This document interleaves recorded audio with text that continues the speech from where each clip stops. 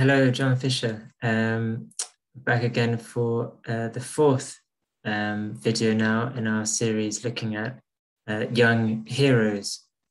And this week we're going to look at somebody called Sister Clare Crockett. So she's who I'm going to tell you about today. So Sister Clare Crockett, you can see her pictured there on the right-hand side holding a rosary. She lived from 1982 to 2016. So why is Clare special? Well, if we can get this to move. So Clare, she was somebody who was born in Derry, which is in Northern Ireland. That's the more Protestant part of Ireland, but she was actually born in a Catholic family. Like most Catholics, she received First Holy Communion, confirmation, but then like a lot of Catholics as well, she then stopped going to church. So she wasn't really very religious at all. She was known for having a very vibrant and lively character. And as well as that, she exhibited a great talent as an actress. And she had quite a bit of success. So aged 15, she already managed to get a contract to host a show with Channel 4. And then later on at the age of 17, she also had a contract with the TV channel Nickelodeon. And she always said that her life goal was to be famous. I want to be famous, she said. One day, however, aged 17, she went on a trip to Spain with friends. And her idea was that she wanted to go for the sun and parties.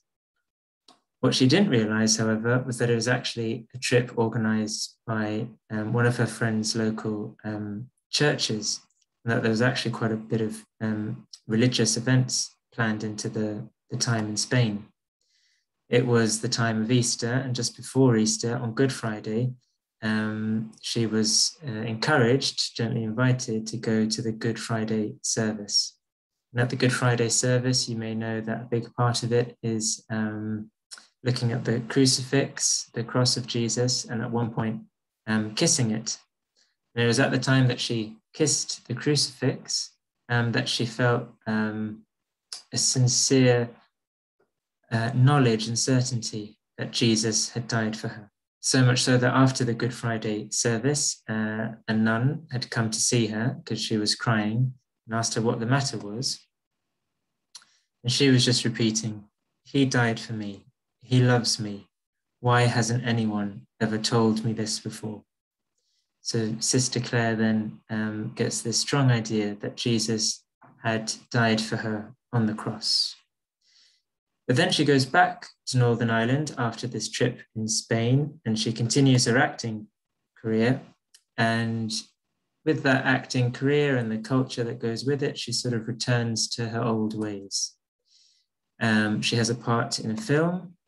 She goes back to drinking, smoking, and actually starts to take drugs. Once, however, at a party, she had drunk too much again. And as often happens when you drink a bit too much, she goes to the toilets and started throwing up. And as her head and her face were hanging over that toilet bowl, she's vomiting. She actually at that moment feels Jesus say to her, "Why do you continue to hurt me?"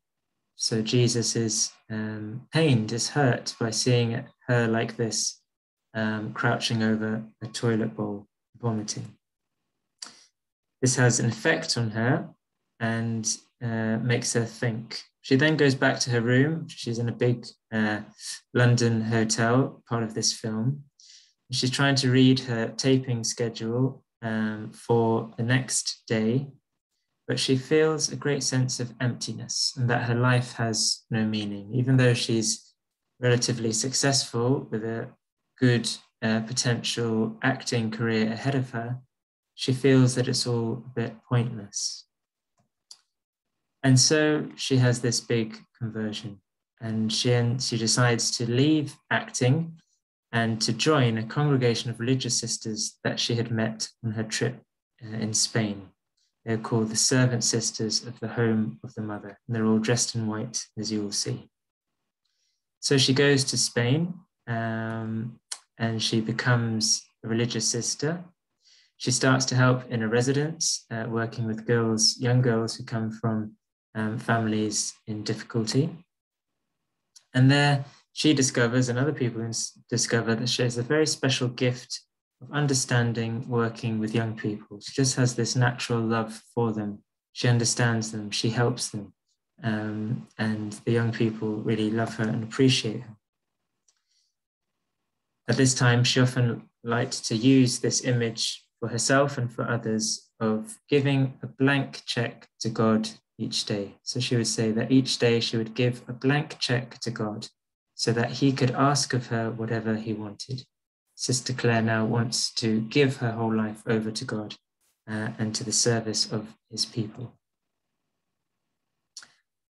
Whenever she was asked to do something, she would always obey straight away. And one of the religious sisters, being her superior, sort of the one in charge of her, said of her, "I still do not know what things Sister Clare liked to do and what things were hard for her.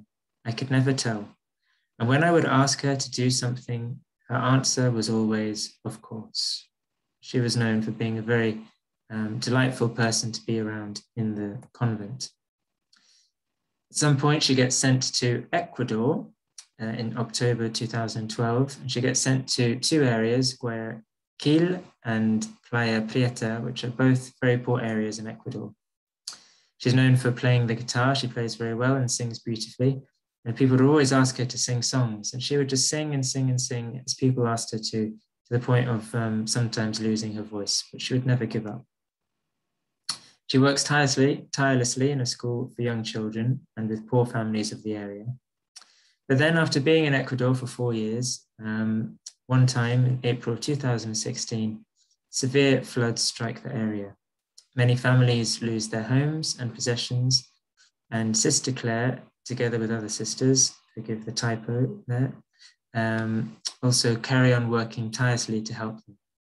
The 16th of April, however, 2016, an earthquake strikes and causes the school building that Sister Clare is in, to collapse.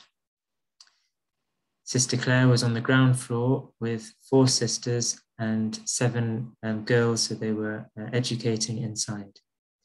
6 of them, so 6 of those 11, die in the collapse, and among them is Sister Clare. It just so happened that on the day of the earthquake, the sisters and Sister Clare and the girls had been talking about death during lunch that very day. And one of the survivors reported saying that Sister Clare had earlier said on the day that she died, "Why should I be afraid of death if I'm going to go to the one I have longed to be with my whole life?"